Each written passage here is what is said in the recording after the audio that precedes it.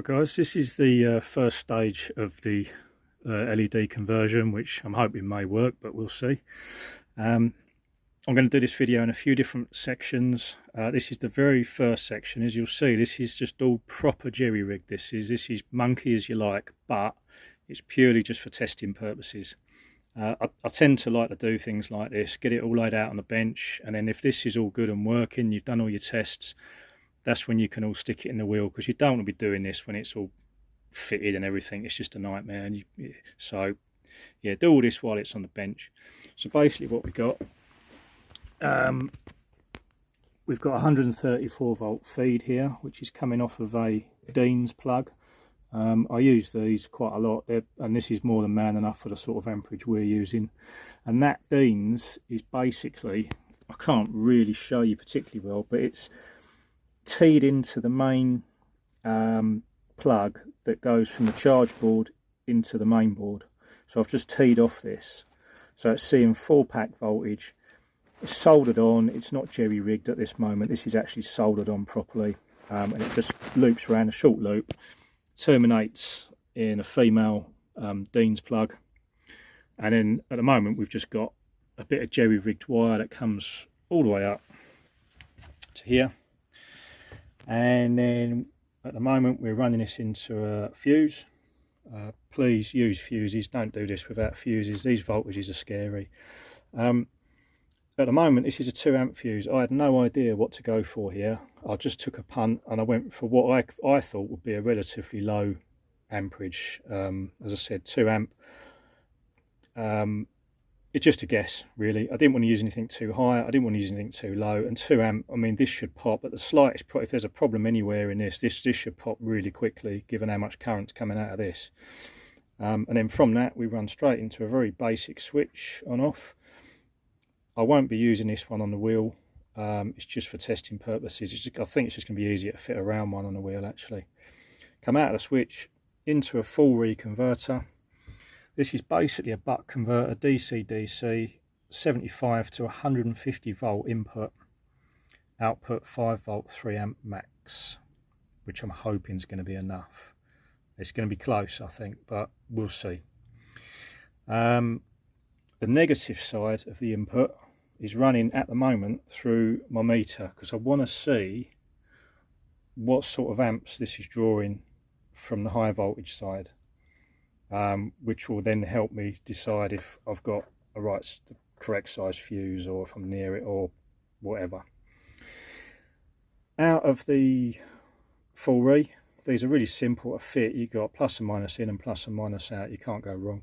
Out of here we go straight into the feed wires for the 2 LED drivers, which are here, and then they plug into the 2 strips. These are a metre long each, 144 LEDs per metre, and eventually when this is all on, if I get it on, if it all works, these will be chopped in half, so I've got 2 front and 2 rear. It's going to involve some soldering, resoldering of these plugs, because these are directional. So I'm going to have 2 front that are the same colour and 2 rear that are the same colour, but because you'll effectively be turning them round, I'm probably going to have to solder on each strip. I'm going to have to take the plug off one end and put it on the other end, but you can do that quite easily. You can solder onto these, you can chop them where you want and everything else, but it's a bit of grief, but I've done it before, it's not too bad. So with no further ado, let's turn this on and see if I blow myself to pieces. I don't like high voltages, guys, they're nasty, but we'll go for it. Okay, so we're on, everything's working, and we've got, oh, let's turn this on.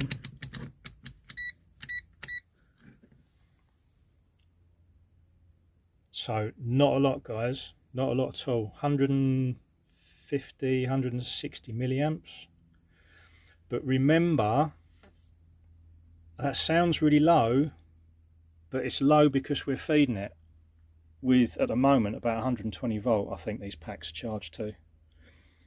So actually this 2 amp fuse in here is more than enough. I may go down on that, I may chuck like a 1 amp in it, or maybe even a half amp, but it's not critical. because even a 2 amp is going to blow super quick. If there's any problem downstream of this at any point, it gets water in it or something, with the amount of voltage and current that's possible out of this input, this is going to blow in a fraction of a second anyway. Even a 2 amp, it's just going to pop. So I'm not overly fussed about that, but at least I'm happy that I'm not too low. But yeah, 2 amp, I may keep that, I may go down. But yeah, that's all working okay. I did check the output of this prior to doing the video. It is pretty much bang on about 5.15 volt. So it's pretty accurate. And these are really good. They're dirt cheap. They're about 15 quid delivered to the UK, I think it was. Simple buck converter. Yeah, not a lot to them really. But yeah, so we're all okay. We're all up and running. Drawing, yeah, 150 to 160, I would say, milliamps at about 120 volt at the moment. 118 to 120 volt, I think it is. So what I'm going to do, I'm going to stop the video. I'm going to move the meter from the input side to the output, just so we can see what we're drawing on this side. Because remember, we've only got a 3 amp max. And I have a feeling that that's going to climb quite a bit, I reckon, because remember, we're dropping it right down to 5 volt. So this is going to climb by quite a bit, and I'm going to keep my fingers crossed, but we'll see how we go. As soon as you start going up on these, like into the 5 amps, 6 amps, I mean, they do all sorts of sizes on the output, but they just get bigger and bigger and bigger, and they start getting metal cased with fins on them and stuff like that. And I'm trying to keep it as small as possible so I can just fit the thing on the wheel with the least amount of aggro and tuck it in somewhere, and there's not a lot of places on the EX30 to do that. So yeah, I'll stop the video, I'll restart it once I've shifted the meter to the output side, and we'll see what we've got. Okay guys, we're back again. As you'll see, all we've done is remove the meter from the negative side, so we're going straight into the buck with a simple switch as usual, as it was before. And all we're doing now, we've moved the meter to the output side, so this is the low voltage side, 5 volt, and we're going to see what we get on here. Exactly everything else is exactly the same. I haven't changed anything except move the meter from the input high voltage to the output low voltage. So if we turn this on, what we got, look at that, nearly 2.8 amps.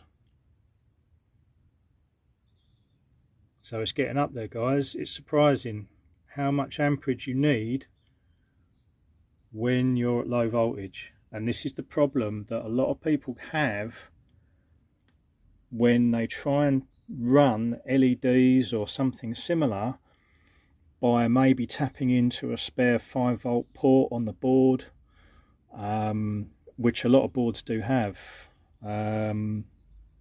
or they try tapping into the existing feeds that run, say, either the front or rear lights. And all of a sudden they're adding nearly 3 amps to whatever, if you tap into the lights, to whatever the lamps are already drawing. Or, as I said, if you go into like a spare 5 volt port on the board, I would be amazed if Begode or anyone else has designed them to draw this sort of amperage. So you've got to be careful. I have heard of a few boards blowing by people trying to fit these LEDs. It's really easy. It's a lot easier to do it that way, trust me. And that's why people do it. But it's risky. And if you blow the board, I mean, for example, like an EX30 board, you're looking, you know, sort of 360 quid. I mean, it's not cheap. And you can blow it just from trying to fit these. And there was, you know, nothing else wrong with your board, but you can't fix them. So I'm okay with that. I'm happy with that. I mean, we've got a 3 amp max on this, and the other thing I would say is at the moment both these strips are 1 meter long. These will actually end up shorter because by the time I've cut them to do 2 front 2 rear, even then I have 50 centimeters for each front and 50 centimeters for each rear is still too long. So I'm actually going to be reducing the amount of LEDs that I'm illuminating. So this will come down. I wouldn't be surprised if I'm near a sort of 2.5 amp or below by the time it's actually on the wheel. So I'm okay. I'm happy with my 3 amp buck. But as I said, be careful. And bear in mind also, I mean, this is the pattern I'm going to be using on the wheel when it's all finished and done. It's just a simple red pattern pulsing and a simple white pattern for the front pulsing. But say, for example, you wanted to run these permanently lit, and say, just for argument's sake, they were both white, it will draw a lot more current than having a pulsing pattern or one that's red, because the red's going to be drawing less than the white, because remember, all the LEDs are lit on a white LED, and only one part of the LED is lit on a red, so it's using a fair bit less current on the red. But if both were white, this would be even higher. So you do have to bear that in mind. And as always with electronics, build in some redundancy. Always have more capability than you're using. So yeah, I mean, I'm okay with this, but just something to bear in mind. I mean, potentially, I don't know, if I was doing it all again, I might go for maybe a 5 amp buck if it was a similar sort of size. But I know that I'm going to be using this pattern. I'll never change it. And I'll be using red for the rear and white for the front. I'm not having any other colours. So I know that this is what I'm going to be drawing through this buck. So I'm okay with that.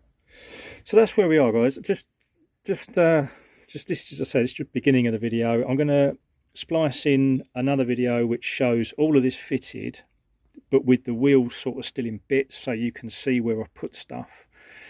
And then the final video will be with the wheel fully built up, completely finished, just so you can see what the end result is. But as with all this sort of stuff, the real time gets spent on getting all of this stuff. I mean, this will all be cut down and everything else, but the real time gets spent in making this as neat and as smart as you possibly can. Getting it all properly soldered, getting it all heat shrunk, making things at least splash proof where you can, if not waterproof, even better. I mean, my wheel never sees rain anyway, so it's not a massive issue for me. But I still like to do it right, if you know what I mean.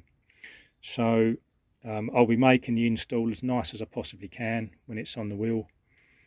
It's just trying to find somewhere to fit everything, really. It's a simple, and there's not a lot of space on the EX30. You think it would be because it's a big wheel, but actually most of the places are taken up with stuff. Oh yeah, ultimately I'll end up with 2 remotes. So one, the front will have a remote, and the rear, I've even put F&R on there because I'm a bit of an idiot. So you'll have one for the front, one for the rear, but I'll probably never even use those because I'll just simply switch them off and on this. And as I said, I'm not intending to change the pattern or I don't want circus lights multicoloured and all that lot.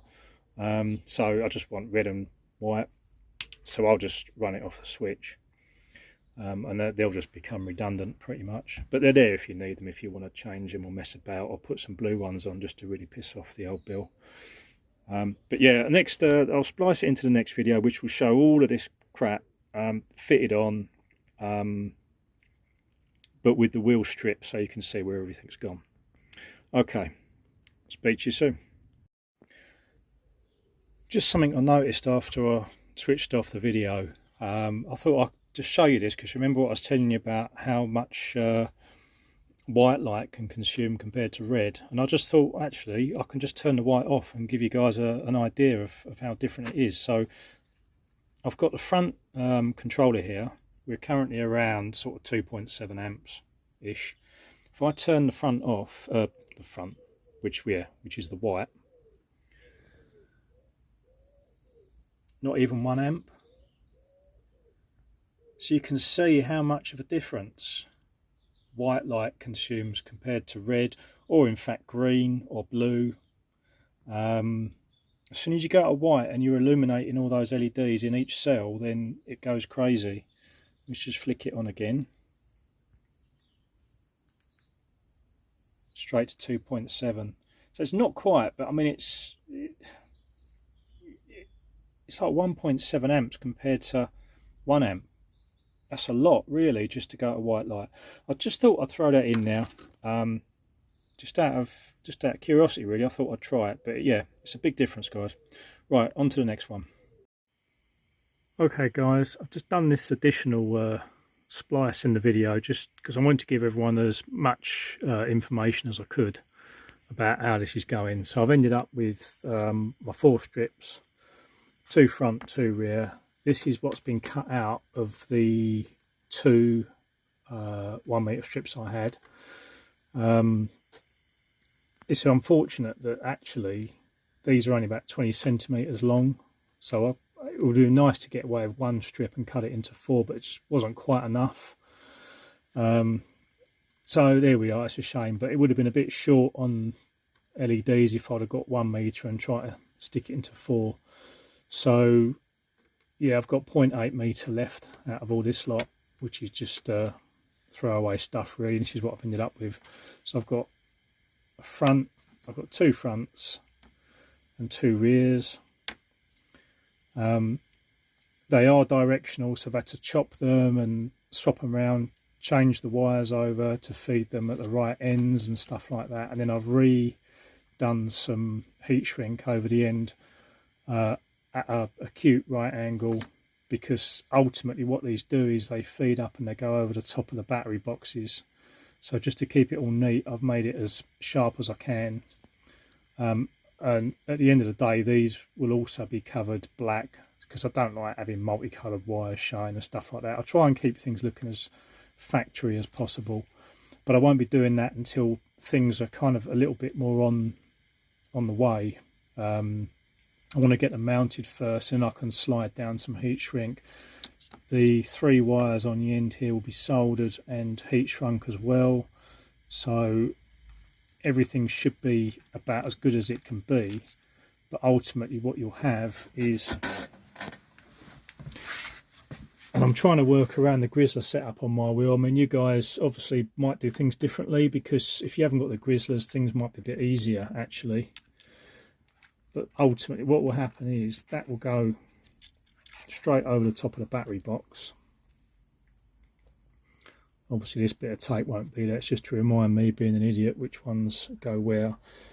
But that will go all the way down to there, so kind of on the inside edge of the battery box. It would have been nice, I just think it would have looked better if I could have had them on the outside edge, just to give the wheel a bit more width.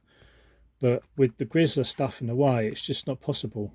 I did think about doing this, going up the grizzler thing, but it just, I don't know, it would have got messy up here, trying to hide the wires and stuff like that.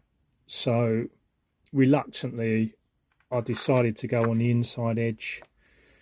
I don't think it will look as good, because it will make the wheel look narrower at night and stuff like that, but in terms of how it looks from a sort of factory point of view, I think it will be better to have them on the inside here, and then I can run the wires internally, and I haven't got anything going up here and then trying to work its way around here or around here. I just think if I had it up here, it would just look a bit gash, to be honest with you. So I've decided to go on the inside, and it's the same with the rear actually. It's very similar. I measured it all out, and what I've ended up with, believe it or not, is the fronts are 43 LEDs long, the rears are 42. There's only 1 LED difference in it, and the reason why that is because on the back you have the kickstand, which comes up the battery box just a tiny little bit more than the front. I won't turn the wheel around and try and show you it, but ultimately what you have is, on the rear, the kickstand sort of comes up to here. There's like a metal plate that comes across here, so it just reduces the amount of room you've got, so it just chops off the bottom LED, really is what it does. So the rears are 1 LED shorter than the front. But yeah, that's just a quick update, just so we're trying to give you as much info as possible. and then we'll chop to the next one when like these things should be stuck down a little bit at least, and I've got a few of the other bits and pieces on, and we'll go from there. Okay guys, speak soon. Right, so we're getting there. We've got a bomb sight of a shed. Look at this. This is going to be definitely this wheel doing this conversion. What a state. But we're finally sort of getting there. I've decided to do a vid at this stage because from now on this is going to be a lot harder to see and explain to you. What we basically got is everything fitted up, everything's been cut exactly to length. It just needs final cable management and a little bit more wrapping, but everything is in, everything's done. What we've actually ended up with is my feed from here, as I showed to you earlier. This comes round, goes into the fuse, which is basically tucked down here out of the way, also taped up. Out of there we go back here, and this was a bit of a head scratcher, this one. I've ended up going for a waterproof switch on this face here. I did think about tucking it away inside, maybe in here or something, but I just thought, oh, it's probably going to get covered in crap in here, and plus if the switch went in here I've got to then try and feed the wires back out and everything else, and I just thought, oh, this is the easiest place to put it on here. So yeah, the main power positive goes into the switch, comes back out here, which is going to be tucked out of the way, comes back in, that feeds into the buck, which I've mounted just here. This is 3M VHB taped to the metal chassis rail. It is tight, you can see how close it is to the suspension linkage bolt, but it's enough. That's not going to move side to side any more than that, really. That's going to be fine. And the good thing about these bucks is that they're potted, so they're totally waterproof. Nothing's going to get into that. So I'm happy that, you know, this looks like a vulnerable location, but actually it doesn't even matter. And then the negative to the buck, the high voltage negative, just comes straight from the feed. It just comes down here, back out, and straight into the buck on this one here. So that's the high voltage input sorted. These two are the low voltage output. They come out and go straight into the two LED drivers, which I've ended up doing one this side, which is there, and these will all be VHB down, and the other one is here. So you've got the rear one here, the front one here, and they're linked. The wires just go around the back. This is the only way I could work out of actually wiring this and making it neat and out of the way. The seat comes down here, but there's just enough gap underneath the seat because the seat isn't as deep as this recess. So the seat comes down, doesn't actually sit on top of these, there's a bit of a gap. And then the rear one comes out via a plug, branches off, goes down the wheel, goes to one side here onto one LED, the other one comes back round here and goes down to the other LED here. You'll see I've done what I did on my Sherman here, which I basically just used a headlight tint film on these, which is like, it's almost heat shrinked on. It is sticky, but it heat shrinks and it goes really snug on there, just because it stands out too much otherwise. I don't like it. If I show you,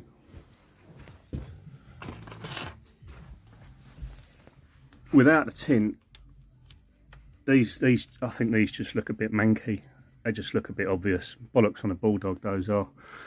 So just to tone it all down, I've used a dark tint film on there. And then round the front, so yeah, these run the full length of the battery box as far as you can get it, obviously down to the kickstand metal plate here. So from the bottom right up to the top, and as I said, the 90-degree angles just go straight over, and really you can't hardly see anything. These feed wires will all be cable managed as well, because you don't want anything flapping around in here with all these linkages and stuff going on, so they'll be stuck against there. The front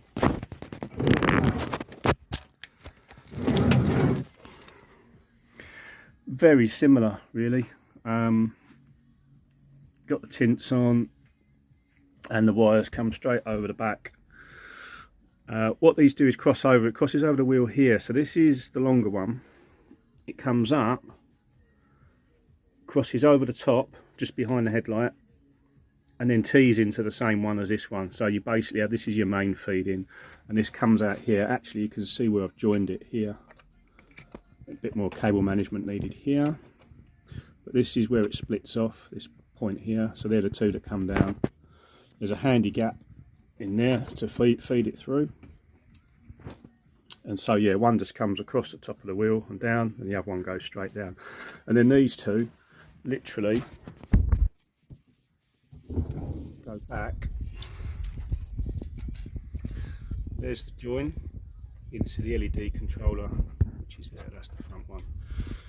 So basically what I've ended up with, oh, why isn't that standing up now? Right. So what I've ended up with, out of all the joins that's in this, I've only ended up with 3 connectors left. One is the main power, which is this one, and that will live and stay underneath the plastic cover that goes over the top, so I'm not worried about that. That's going to be nicely covered. The only other two are the two main power outs from the controllers. One this side, which tucks neatly down there. There's like a little void down here. So that one will sit down there, and that one there sits down in that void there, along with the fuse that's just underneath it. There's quite a bit of room down here. I'll end up taping these up as well. I did think about soldering these, cutting these plugs out and just soldering them along with everything else, but I decided to just, I'm going to keep these plugs just because it's going to be easier to pull the wheel apart if I need to. I'm still going to have to cut some pieces. If I want to take all this stuff off, I'm still going to have to cut a couple of joins, but this will make life a bit easier if I can just unplug these. And as I said, this wheel never sees rain anyway, but I'll tape them up just to give them a covering.